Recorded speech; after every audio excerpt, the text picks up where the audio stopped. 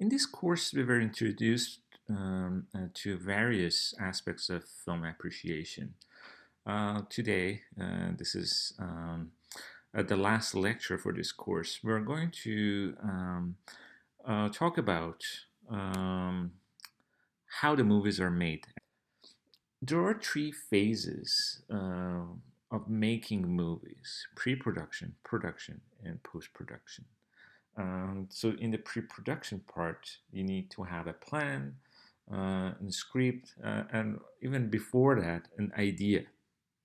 And then you need to pitch that idea to a producer. You need to convince someone to finance your movie. So to make a movie, one needs money as well.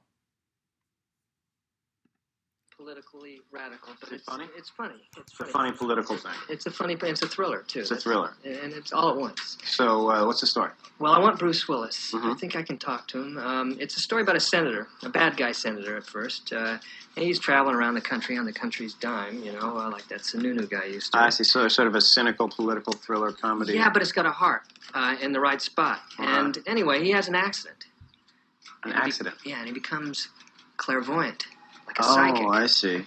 Yeah. So it's kind of a psychic political thriller comedy with a heart. With a heart. And not unlike Ghost meets Manchurian Candidate. Go on. I'm listening. Anyway, he can start to read people's minds, and when he gets to the president's mind, it's completely blank. Completely blank. I'd like a... The next phase is the actual shooting of the movie. So it's known as production. And we have most of the crews, the cinematographer, the set designers.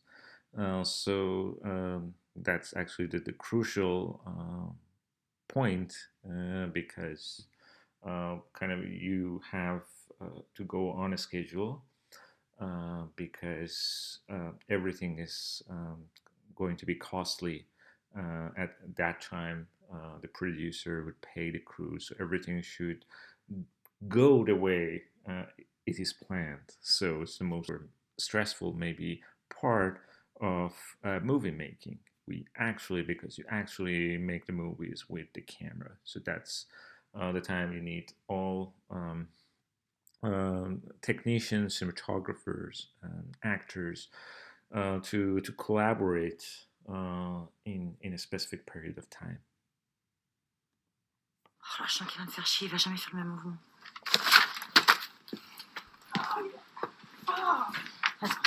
Attends, là c'était horrible dans le cadre, ok? Pour nous c'est affreux.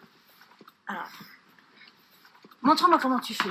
C'est très précis, tu comprends? Non, c'est des conneries ça. Moi je fais comme je le sens. J'ai besoin de sentiments, je suis pas une machine. Attends, les sentiments on les fera après. Pour l'instant on fait une mécanique. Allez, fais le garçon. Voilà, c'est droit comme ça, ok. Voilà, tu vois, elle se tourne comme ça. Et puis elle lui attrape avec son bras ici. Voilà, tu vois, en fait, plus elle est serrée contre lui, plus elle est de dos à lui, plus son corps est serré contre lui. D'accord? Voilà, comme ça. Comme ça. Elle est étrange. Elle me dirait qu'une de ses forces. Et tu vois comment elle le tient? Il peut pas lui échapper. C'est ça les filles. So the last part is post-production. So after the shooting ends, the post-production starts.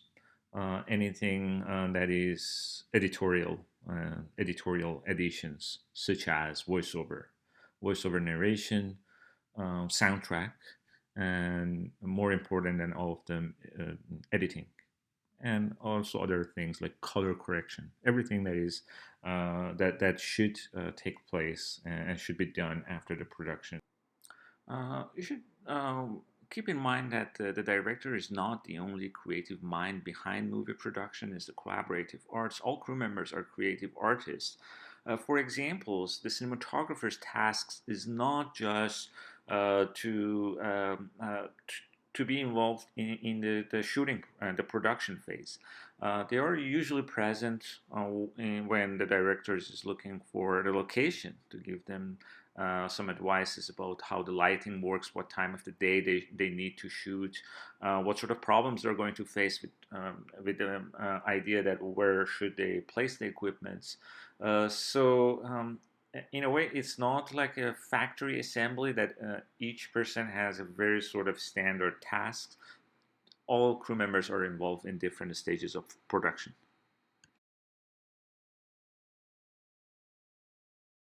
With regards to post-production, editing can change the entire look of the film. So in this Trans-Malic film, To the Wonder, you're going to see how editing challenges what you expect from, for example, typical Hollywood stars, typical romantic film. All these things are destroyed in the through discontinuity editing in the post-production phase of the film. So it's not what you expect from these Hollywood actors.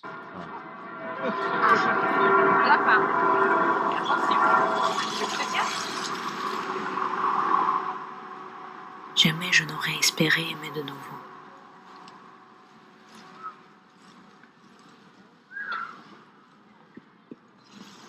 J'irai où que tu ailles.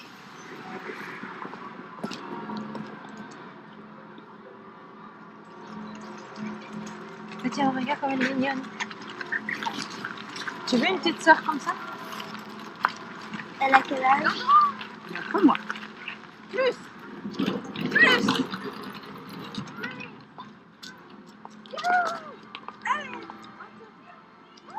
Si je t'ai quitté parce que tu ne voulais pas m'épouser, ça voudrait dire que je t'aime pas.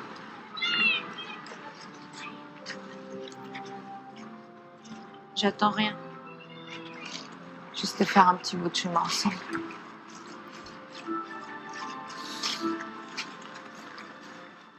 Elle est comme ça. Arrête de faire du sérieux! Toi aussi t'es sérieuse là.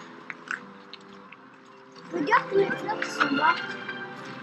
Tatiana, on est événement, Oklahoma. T'as compris? Il te demande si tu veux venir vivre avec lui aux États-Unis. Aïe!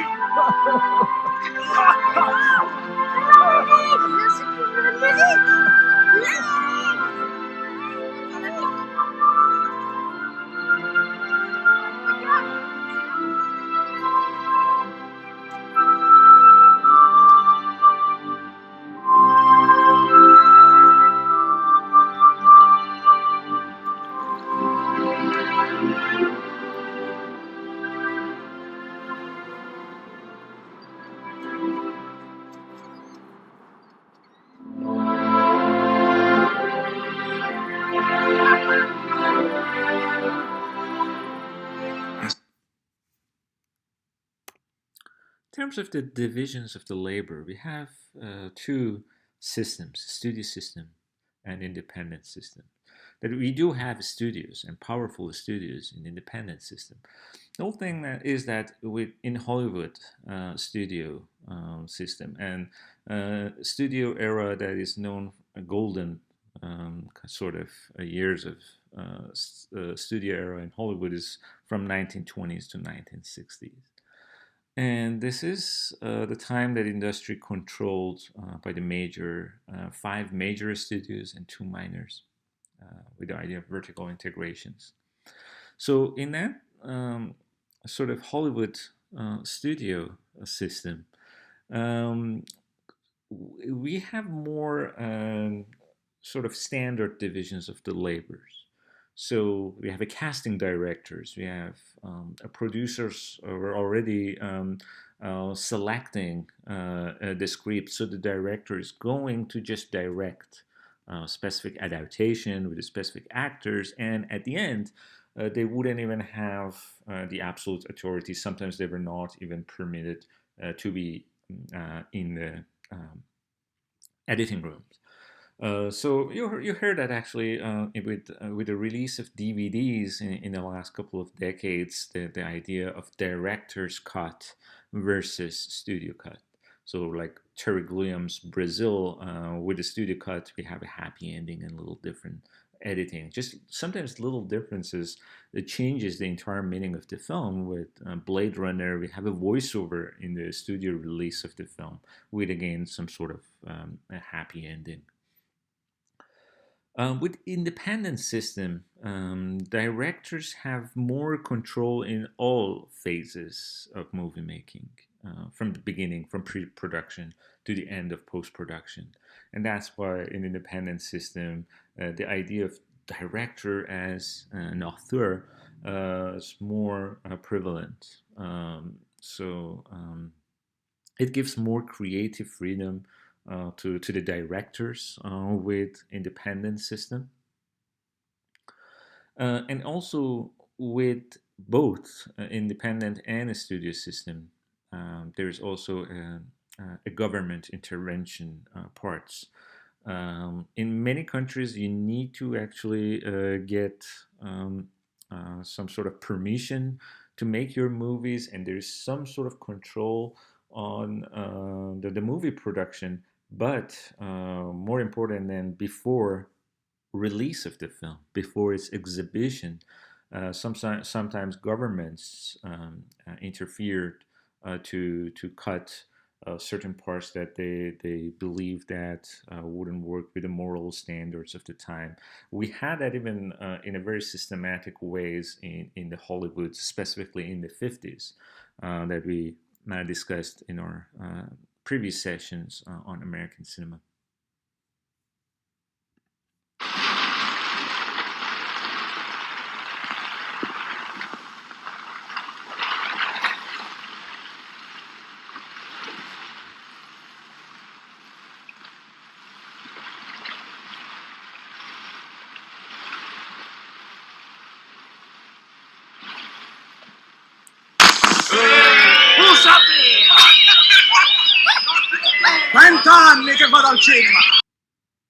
The previous scene that you just watched was from a movie, Cinema Paradiso, and so you saw the censorship, and so with films they just use scissors and cut frames.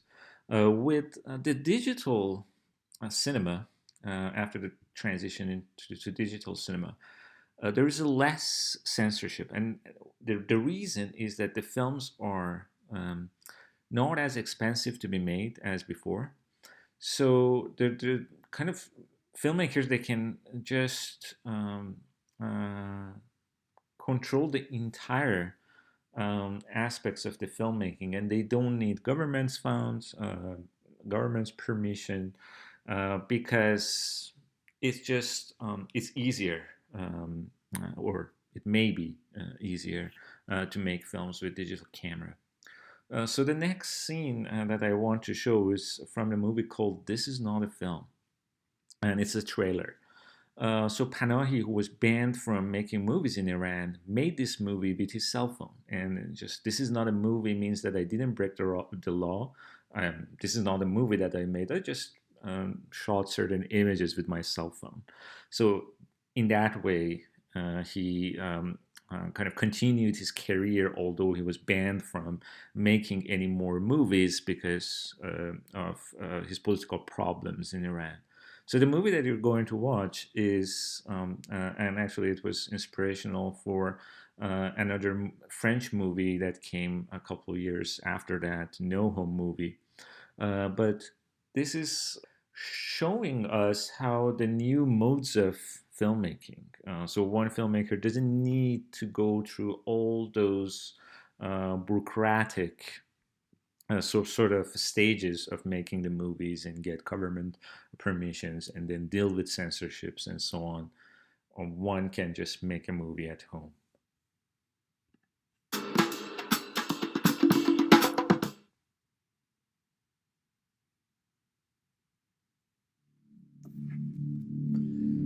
حدود 30% فیلم رو گرفته بودیم که یه دفعه ریختن خونه، تمام راشا رو اینا رو بردن و اون مسائل به وجود اومد. چون فقط اونجا گفتن 20 سال ممنوعیت از ساختن. Another thing is an exotic animal.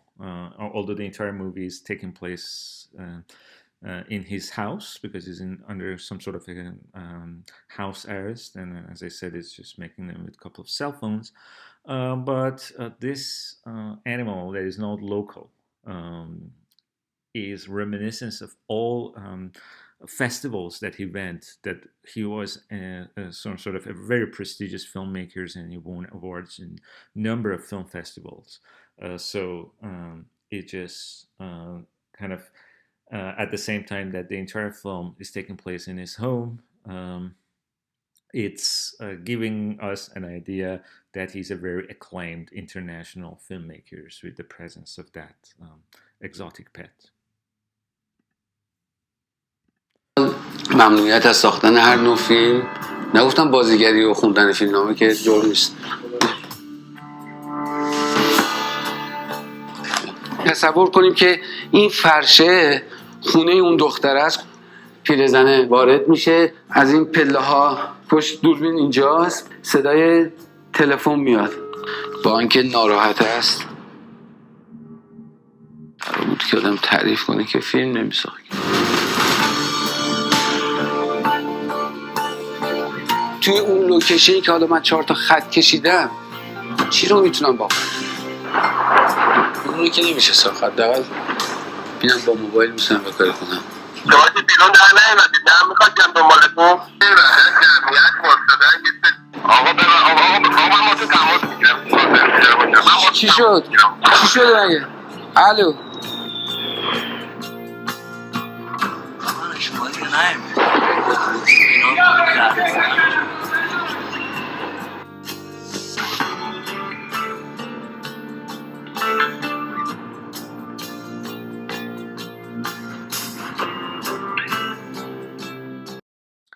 There are still works to do after the post production.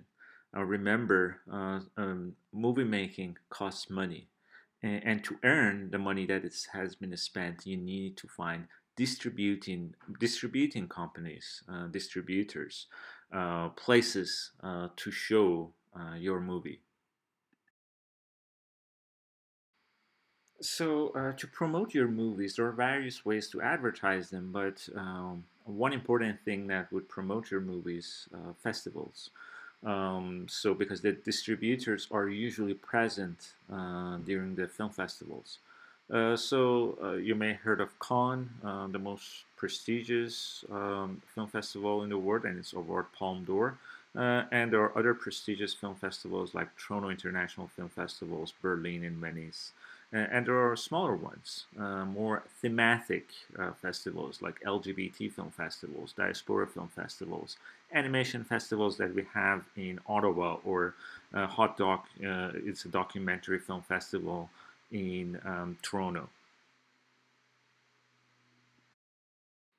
How do we know that a movie is going to be successful? One type of investing in film production that there's not much risk in it is the idea of franchise film. They are popular because they usually tap into potentially massive pre-existing fan base, usually targeting younger audiences, and sometimes they are inspired by comics. So you know that in Star Wars films is going to sell because there are Star Wars fans and there are Star Wars or the Star Trek fans. There might also be certain subcultural fans of certain types of movies, like to watch anime with its Japanese language and with subtitle instead of dubbed versions. So movie producers and movie distributors always study the taste of moviegoers. And different types of moviegoers. There are also, I've heard that studies on to release different version of the same movies for different types of audience, like age groups, faster cutting rates for younger audiences. So there are all sorts of studies about fandom and the kind of the spectators. What do they like? What do they like to see? and how we can actually also um, affect their tastes. So for a movie to be successful, it doesn't have to be high budget. Actually, there are many high budget films that never earned what spent on their movies. And on the other hand, there are a number of low budget films that um, kind of earned and became really popular and sometimes even cult films. Night of the Living Dead was one of those films, and actually we watched that in this class. So it's a movie that was a low budget, and it's just almost the entire film was shot in a basement, but it was a very successful film, and actually the studios started to pay attention because at that time there was a decline in going to movie theaters in the United States. So the studios realized that they have to change their the way they want, what themes that they wanted to work, and how to advertise their movies, because all of a sudden a very low budget film that was not supposed to be the bestseller, Night of the Living Dead, became a very successful film. The Blair Witch Project is a movie that was made with just the budget of 60,000, and it earned $249 million worldwide. So in the history of cinema, a movie like Citizen Kane was not really a high budget, was not really a low budget. It's known as maybe one of the best films ever made. So the both critical and commercial success of the film has nothing to do with the original budget. That's just one element. So there are a number of elements that would help the success or the failure of the film. It's not just the budget.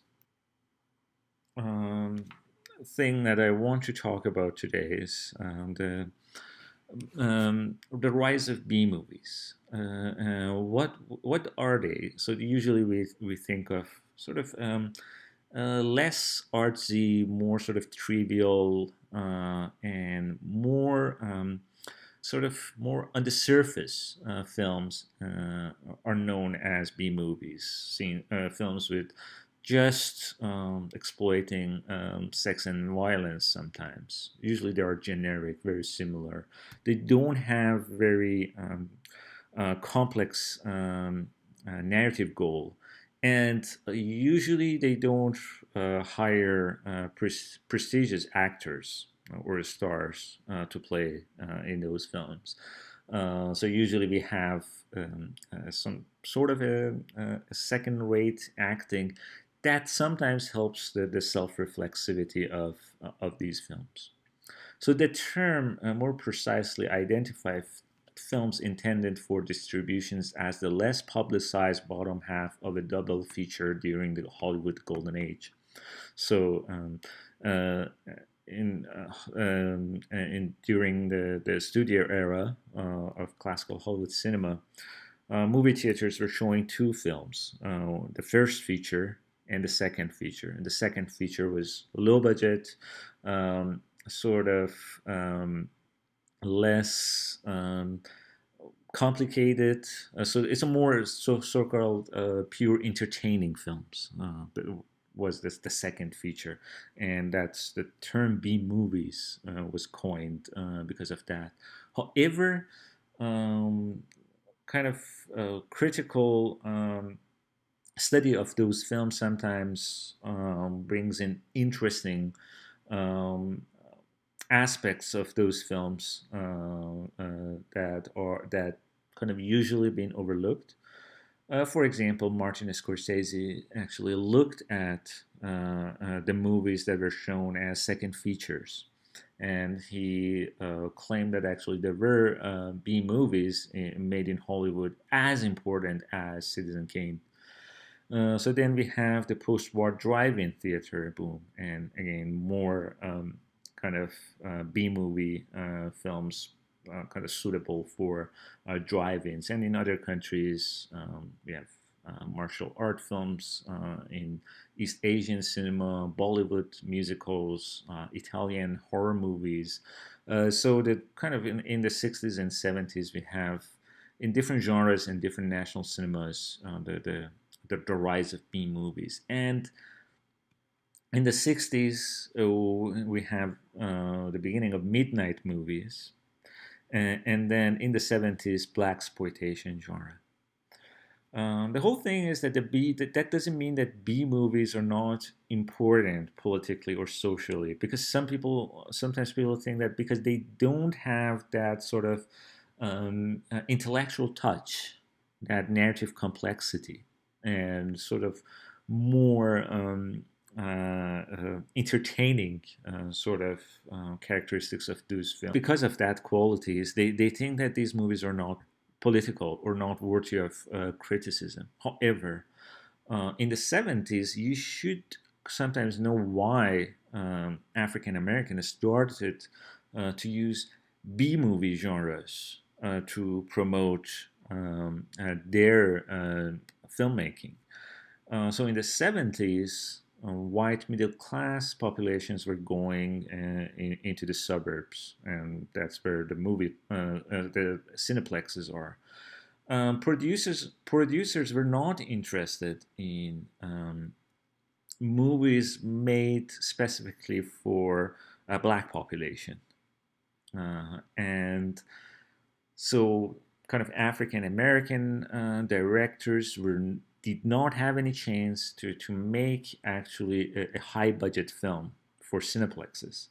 And as I said, there were the middle class kind of white families were going into the suburbs. So there were sort of smaller indie cinemas in downtowns, like in New York cities. So African American filmmakers, they came with the idea that maybe they can use exploitation cinema because, first of all, it's easier to finance those films, and they felt that they can directly target the black population, and so that's why black exploitation kind of formed. You think that it's just a genre to just exploit sex and violence, but these black exploitation movies are very heavily politically charged. So I'm going to show a clip from one of the first black exploitation films ever made, and please pay attention to this trailer because our screening for this unit is about that film. Got a sweet, sweet back. Don't bleed me!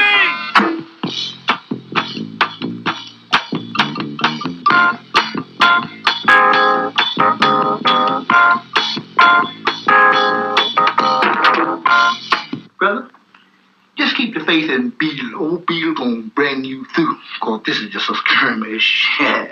You know how the game go, baby. But you keep the faith in me, and you my man. You my favorite man. Can you take it, baby? I don't know where to sleep back here. Come on, boy, talk!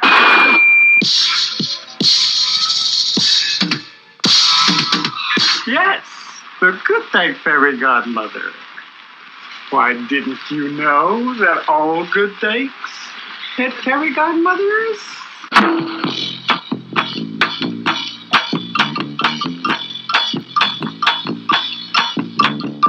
Every dollar we make, the Guinness get 20, the police get 40, and Goldbergs get 50. Anybody can tell you that don't add up to $1. That adds up to $1 and a dime. No, I haven't seen Sweetback. I haven't seen the cat. I mean, I don't want to see him. You just keep leaning and leaning and leaning. Get the off my back, man!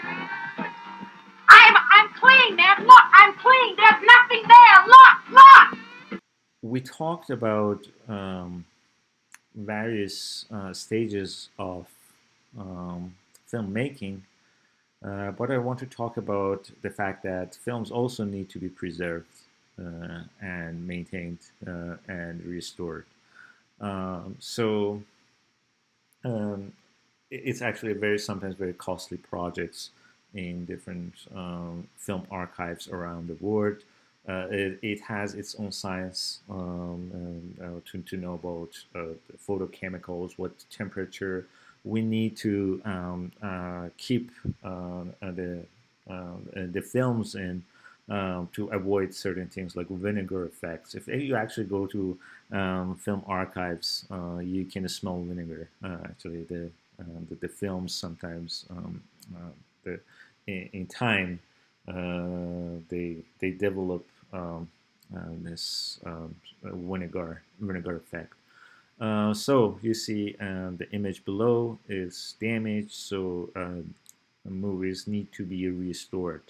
So a movie like Metropolis recently was discovered in an archive in Argentina. And so there are actually universities now in both New York City, Los Angeles, and Amsterdam that they offer master degrees in film preservation.